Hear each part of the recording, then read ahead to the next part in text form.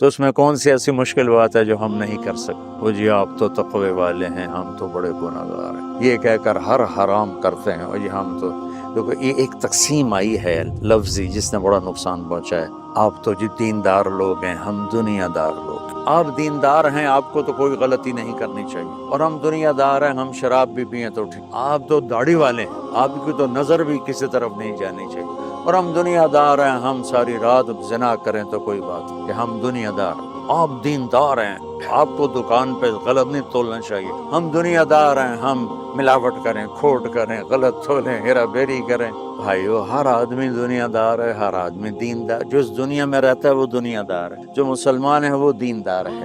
ہم دیندار ہیں، اس نے ہمارے اندر تکبر پیدا کر دیا، ہم دنیا دار ہیں، اس نے ان کے اندر گناہوں کی کثرت پیدا کر دی، اور جو ہم تو گناہ گار لوگ ہیں، ہم دیندار ہیں، یہ بھی ایک تکبر ہے۔ ہم علماء ہیں، علماء۔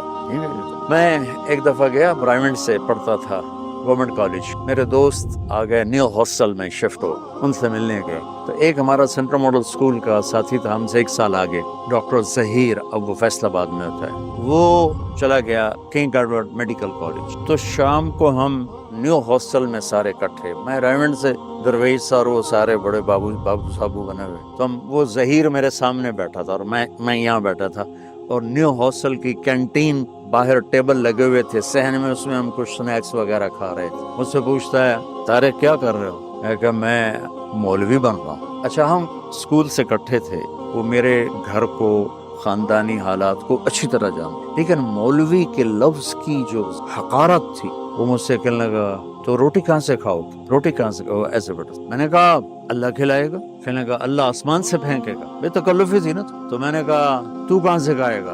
اب دیکھو وہ یہاں بیٹھا ہوا تھا، ایسے ٹیکے لگا، میں کہا تو کہاں سے کھائے گا؟ میں ڈاکٹر بن رہا سمجھے کہ میں نے ڈاکٹری کھوائے گی۔ میں کہا تو ڈاکٹر بن کے کھا لے گا تو میں مولوی بن کے بھی کھا لوں۔ تو چند دن پہلے مجھے ملا، کہا میرے بچے تو سارے تیرے فین ہیں، سارا دن تیرے بیان سنتے۔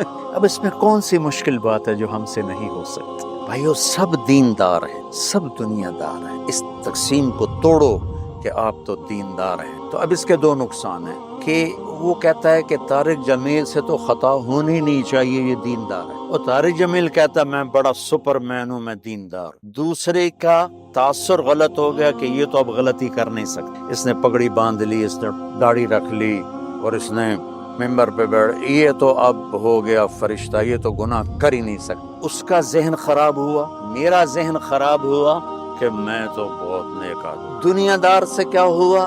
اس نے ہر شریعت کا قاعدہ توڑ کے ہر حرام میں منہ مارا اور کہا میں تو دنیا دار ہوں۔ اس کا نقصان یوں ہوا، میرا نقصان کیسے ہوا؟ میں نے اسے حقیر نظروں سے دیکھا، یہ بھی کوئی انسان ہے؟ جوئے کھیلتا ہے، شرابیں پیتا ہے۔ تو بھائیو ہر انسان مسلمان دنیا دار ہے، ہر مسلمان دیندار۔ تو یہ ہدایت کی کتاب ہے، لیکن کس کے لیے؟ جو تقوی اختیار کرے۔ تقوی اختیار کرنے کے لیے کوئی جنگلوں میں نہیں جانا پڑتا، یہ چند باتیں کر لو تو تقوی آ جائے گا۔ دیکھو ابو علی رحمت اللہ علیہ 6 صدی کے ایک عالم ہے بغداد میں، وہ درس قرآن انہوں نے شروع کیا، سورہ بقرہ سے شروع، 26 برس گزر گئے، سورہ بقرہ ختم نہیں ہوئی اور وہ مر گئے۔ اب میں 1 گھنٹے میں ضرورت وغیرہ تو ان کی تو سنا، تو چند آیات ہی بتا سکتا ہوں۔ تو اس کے بعد ایک آیت میرے ذہن میں تھی کہ اللہ تعالیٰ فرما رہا ہے آگے کہ یا ایھا الناس اعبدوا ربکم الذی خلقکم والذین من قبلکم لعلکم تتقون الذی جعل لکم الارض فراشا والسماء بناء وانزل من السماء ماء فأخرج به من الثمرات رزقا لكم فلا تجعلوا لله اندادا وانتم تعلمون۔ پہلے اللہ اپنا تعارف لے کے آ رہا ہے، سورۃ فاتحہ میں لے کے آ رہا ہے۔ اللہ کو سب سے زیادہ پسند اپنی تعریف ہے۔ اللہ کو دعوت دینے والا کیوں پسند ہے؟ اس کی تعریف کرنا ہے۔ چاہے تبلیغ والے سادہ اللہ خالق، اللہ مالک، اللہ رازق، اللہ خوش ہوتا، زمین چھوٹی آسمان بڑا، انتہائی احمقانہ بات، پر اللہ بہت خوش ہوتا ہے کہ میری تعریف ہو رہی۔ المخلوق کی خالق کے ساتھ کوئی نسبت نہیں ہوتی کہ بھئی دکان چھوٹی اور اللہ بڑا، زمین چھوٹی، زمین تشائی کوئی، آسمان چھوٹے اور اللہ بڑے۔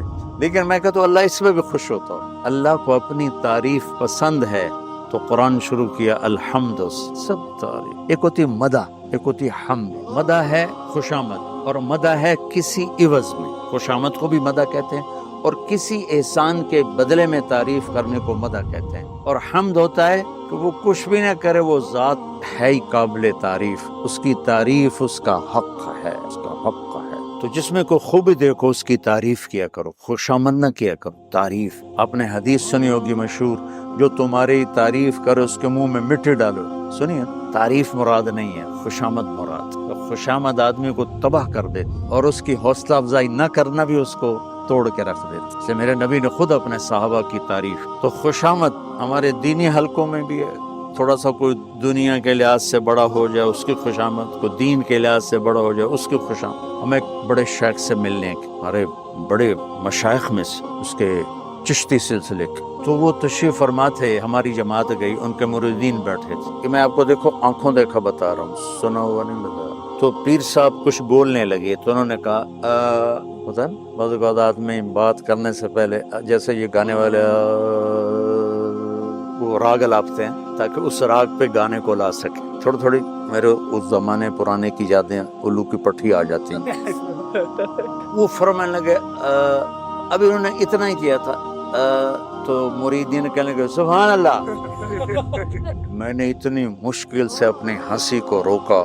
وہ کرما لیو کو پیر نو بولن تے دیو خالی سبحان اللہ. یہ ہیں وہ پیر مرید جو پیروں کے بیڑے غرق کر دیتے. ہماری کوئی دنیا میں بڑا بن جائے، افسر بن جائے، بڑا زمیندار ہو، بڑا تاجر ہو، بس اس کو اتنا مکھن لگاتے ہیں کہ وہ بے وقوف سمجھتا ہے میرے تو بڑا افلاطون ہی دنیا اس کو ہی. اور جو کوئی دین میں بڑا ہو جائے تو اس کو اتنا مکھن لگاتے ہیں وہ سمجھتا ہے آج کا جنید بغدادی میں ہی ہوں. تو یہ دھوکہ نہ دینا کسی کو. میں نے تعریف کرنے میں کبھی بخل نہیں کی، بچے میں، بڑے میں، بیٹے میں، نوکر میں، دوست میں، کسی میں اس کی کھل کے تعریف کر دو، اس کا حق. خوشامد نہیں کی زندگی بھر اور تعریف میں بخل نہیں کیا، خوشامد کے قریب نہیں گیا. یہ منافقت ہے. ہمارے دوست سے کہنے گیا، ایک وزیر سے میں ملنے گیا، کہنے لگا اس کو میں نے گیلا کیا تیرے کام دیکھ کیسے ہو رہے ہیں، سارا کام گڑبڑ ہو رہا ہے. کہ میں تمہیں اپنے مشیر بتاؤں کیسے ہیں میرے مشیر، تم دیکھنا. جب ایسے میرے مشیر ہوں گے تو میں خواب کام کروں گا. کیا دیکھنا؟ کہ اس نے بیل بجائی، کہ فلاں کو بلاؤ، اس کا جو ساتھ تھا پیے وغیرہ جو بھی. تو اسے کہتا ہے سنا ہے یہ سندھ کی بات، سائیں سنا ہے خشک سالی ہے، بارشیں کوئی نہیں ہوئی. ہاں سائیں دیہات اجڑ گئے، پانی کا قطرہ نہیں ہے، لوگ بھی تھر کے لوگ بھی مر رہے ہیں. جی آپ نے سائیں سچ کہا ہے. شیولے بیل بجائی، دوسرے کو بلاؤ. سائیں سنا ہے بڑی بارشیں ہوئی ہیں، بڑی ہاں سائیں طوفان آئے پڑے، جانور بہ گئے، گھر بہ گئے سائیں، دیہات تباہ ہو گئے سائیں. میں نے کہا یہ میرے مشیر ہے، میں کیا حکومت چلا. تو دیکھو خوشامد حرام ہے اور تعریف نہ کرنا بخل ہے. اپنے شاگرد کی کرو، اپنی بیوی کی کرو، اپنے بچوں کی کرو، اپنے بھائیوں کی، اپنی بہنوں کی، اپنی ماں کی، اپنے باپ کی، اپنے استاد کی. تو اس میں حوصلہ پیدا ہوگا اور آپ کا ظرف بڑا ہوگا. چونکہ جب آدمی خوشامد سنتا ہے نا، پھر وہ اپنے سامنے کسی کی تعریف بھی نہیں سنتا. کہتا بس تجھے میرے واسطے ہی بولی رکھو.